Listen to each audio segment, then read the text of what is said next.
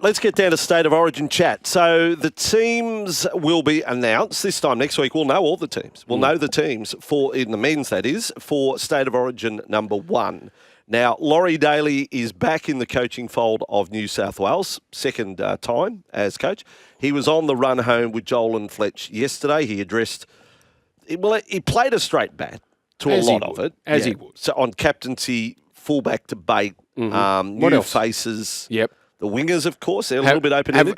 Have we listened to the wingers? Well, let's start with wingers because, I'll ask you, Brandy. Yep. If fit, Yep. Are you going with the two wingers from last year, Brian To'o and Zach Lomax? I am. So I'm not changing the side greatly from the winning side from last year. So Lomax would have one game under his belt. If he's named today, he would have one game under his belt, and Brian To'o would have 2 games under his belt. No, they got the bye this week. They got the bye. They have too. So he will have only had one game under his belt. So which is a little bit of a worry. But you still have both wingers. Yeah. Both wingers have only had one game and had at least 4 or 5 weeks out. There's a little bit of a concern. Okay, you'll go with both. This is what Laurie Daly said to the boys, Joel and Fletch, yesterday here on SEN in regards to the wingers. I think we've got wingers that can do a good job, and obviously, Brian To'o will come back on the weekend. One game under his belt. Not ideal that he doesn't get to play this weekend. I'm assuming Zach will be back this weekend. Again, only one game heading into an Origin contest, so we've got to work on whether we think both those players or maybe one of those players make the squad. You've got a guy like Jacob Carraz who's playing really good football from the Dogs, and he's got that wonderful combination with a guy like a Stevie Crichton. So there's plenty to think about. Jacob Carraz's try on the weekend was quite remarkable. Yeah.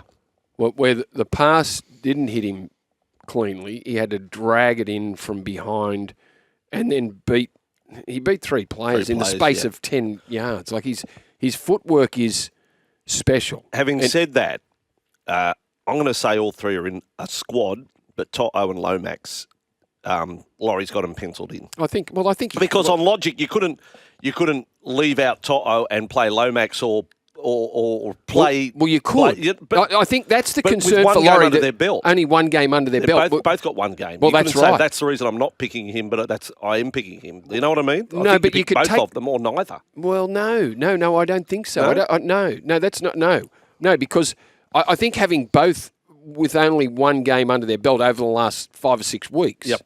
That is because there's 2 of them. Yes. So you're saying you take a risk on one and pick a Carraz? Maybe. But I said right at the top that I'd go with both wingers. I'm thinking there'll be a squad of 20, and I reckon Carraz will be player 20. He'll come along for the ride. He'll get a bit, he hasn't been to that level before. Be a good thing to be in the camp. But you are starting with those 2. And To'o are there. Yeah. And Carraz is in there for a bit of insurance, but also to pick up the experience. Lomax had a great series last year, and Brian To'o's done it for quite some time. And don't forget, what you're looking for your wingers too. And this is, I remember when we went with Daniel Tupou ahead of Josh Addo-Carr, thinking out of your own end.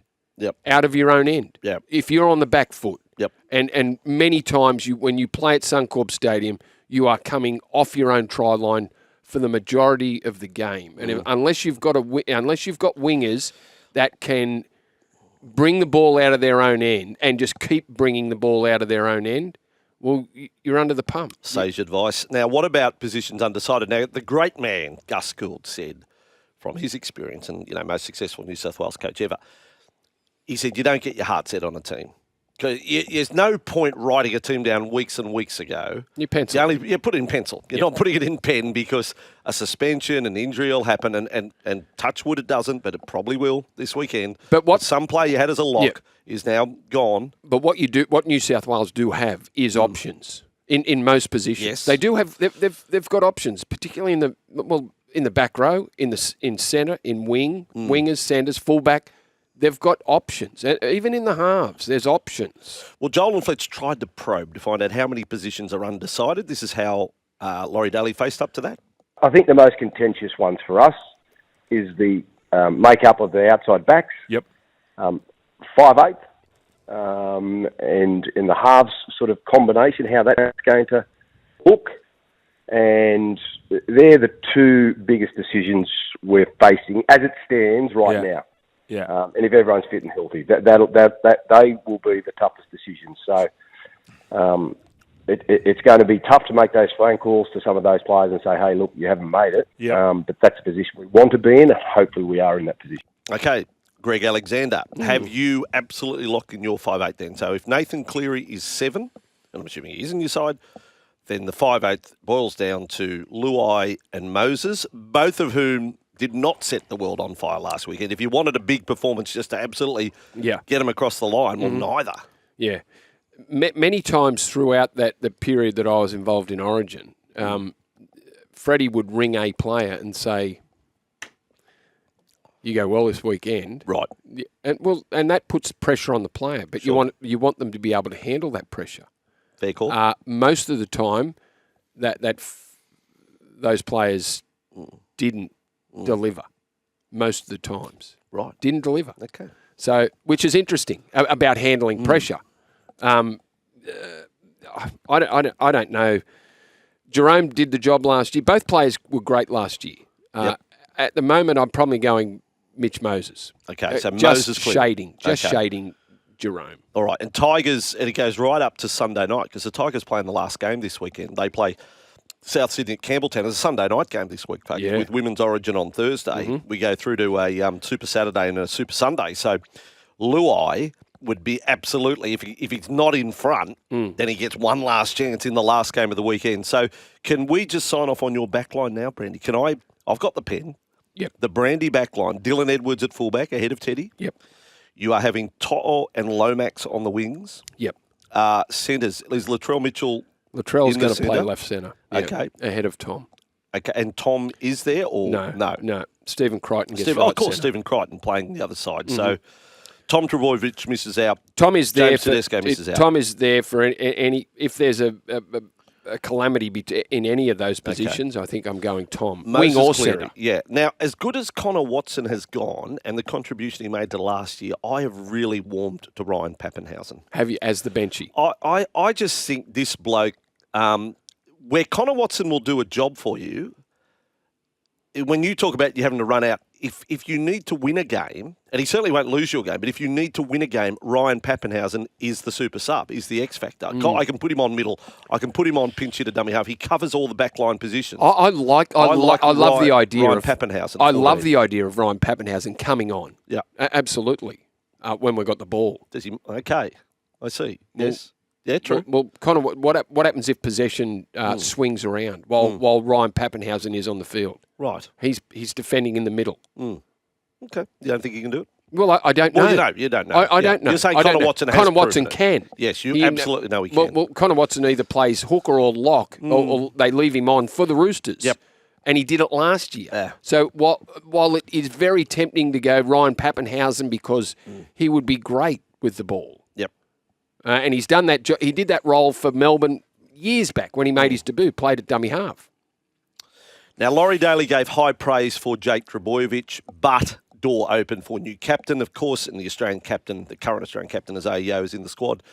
Brandy, Captain Jake Trbojevic is the best guy in rugby league. He is. He's the most likeable player, but he doesn't make this squad, does he? I don't think so. Just for the lack of minutes last year, I just don't think Jake makes the team. And Jake has been a great player for New South Wales, but I just don't think you can fit him in there. You know, when you got, I think Payne and Mitch Barnett are the front rowers, the starting front rowers. Yep. I'm still undecided on.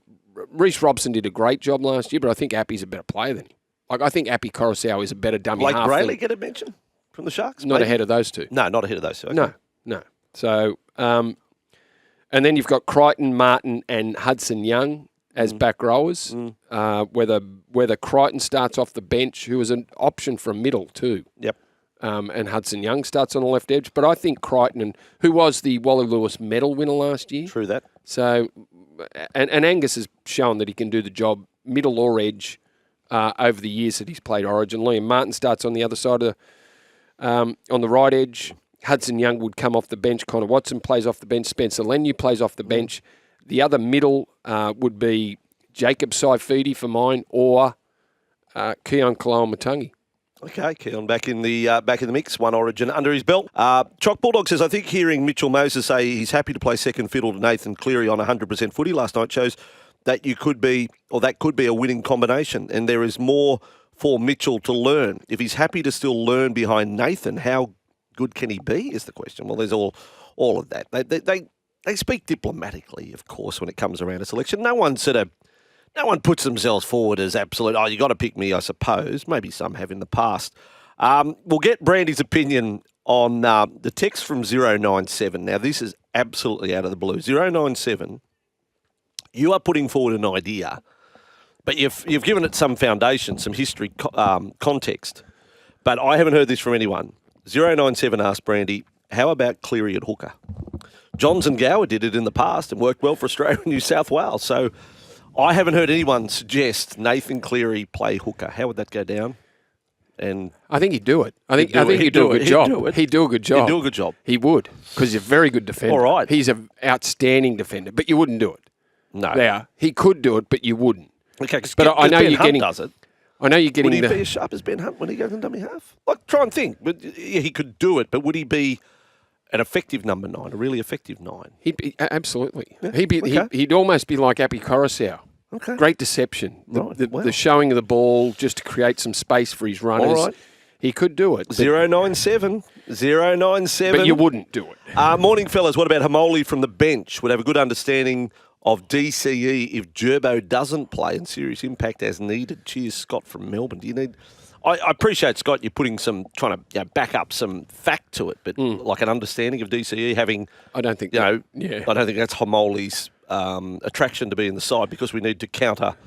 We don't know what DCE is going to do. No, and DCE would be playing on the right side of the field, which is the opposite. They wouldn't oppose each other. Generally, he's a right side back rower. Rob says, for me, Luai has to be 6. He's fit, played more games than Moses this year. Without Jerome in those last 2 games last year, I'm not sure we win the series. I don't think Moses will let us down, don't get me wrong, but he's a 7, and so is Nathan, says Rob.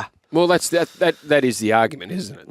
Both 7s, both controlling 7s, both like to get their hands on the ball, both genuine. Would they be a good fit? Well, I don't think it matters that much these days. I think Moses has the running game that, but Jerome was great, and if they went Jerome, it's split. It's a toss of the coin between those two. I think based on form this year, as a number 7, Jerome Luai would not be in my top 10 number 7s in the comp. Based on form this year, and that's. Not necessarily relevant to the issue because we're talking about him playing 5'8", but I don't think he's set. I don't think he's fired at all at 7 for the Tigers. To be perfectly honest, I don't think he's been a dominant figure. There's a bit of Mark of Maitland says, "Sorry, Brandy, but Nathan is no Joey. He wouldn't be nearly as good as a 9 as Joey was." No, I'm not comparing him to Joey. No. I'm just saying he could do the job. Junior Smithy has Wade Egan at hooker. Have you got any claims for the Warriors hooker, Egan? Well, he's had a good year. He's crafty. There's no doubt about that. Yep. His sleight of hand is very good. The way he passes the ball and but I don't have him ahead of Robson, who was there last year. Okay. Robson or Appy. Here's another one from Junior Smithy. As part of his side, he has Luai and Moses as the halves with Cleary coming off the bench. He also has Watson on the bench. Well, there's no way there's going to be a bench with Cleary and Watson. No, there won't. And so no. I think that's a billion to 1. That's 10 billion to 1. 333 says Latrell played himself into New South Wales with 1 game. The wingers can do the same. Yep. Mark says, was that Mark? A bit of male Wade Egan will be the 9, or is that another one too? So another one, yeah. A bit of he's done. Yeah, he's a terrific player. He's another one. Team gets on the front foot. Good dummy half runner. Now, lots of commentary here around Terrell May. In fact, I can't read all the Terrell May, but you have left Terrell May out, and you can defend yourself. I mean, Terrell May by the numbers, but there are numbers and there are numbers. I mean, what is the negative read or take on Terrell May's amazing numbers, just on the face of it, when you talk about big minutes and 20 hit-ups and X amount of metres? Why is it not as it seems? For Origin, what would hold him back? I don't know. Just the fact that he hasn't been there is one thing. But a lot of his runs, Andrew, for mine, just aren't effective runs. Right. They're just runs. Right. They're just taking the ball up and getting So- tackled. And Yeah. if I'm going to play someone off the bench, Yes. and I don't think you wouldn't start Terrell May. Terrell May's, I think, appeal for the Tigers is the fact that he can play big minutes. Yes. Yes. But if you're bringing someone off the bench, for me, you want impact. Yeah. I don't look, and I'm not knocking Terrell May. He's been great for the Tigers, but I don't have him ahead of some of the front rowers that can play for New South For Wales. the role that you're thinking, and, That's right. and for the team. See, I would have faith in him being the bench. I'm just thinking of how he developed at the Roosters. And if you're saying coming off the bench, you're likely to play 30, but he's proven at NRL level he's capable of playing more, then that's a good quality. So I'm thinking in 30 minutes of Origin, he might get the couple of offloads away. I don't mind him as a selection. Yep. Off don't- the bench, but Well, if if he you want got your picked- explosive Spencer Leniu and then your Terrell May and you're picking a back rower, Hudson Young or Crichton, I don't mind the balance of that. You know, I'm almost there. Again, Yeah. Again, and it happens. Whatever New South Wales side is announced, there will be a couple in there that people will debate whether they should be there or not. But the player that wins the ballot from the coach, Yes. doesn't mean the other bloke's legless or No. we tend to talk about players that miss out as being far superior to the bloke that's been picked. No. Which isn't. It'll be a tight it won't tight be the race. case. Yeah, gotcha. You know, Michael, doctors say a proper breakfast includes eggs, bacon, and breakfast with Vossy and Brandy. So get your daily fix through our socials and listen live on SEN Radio.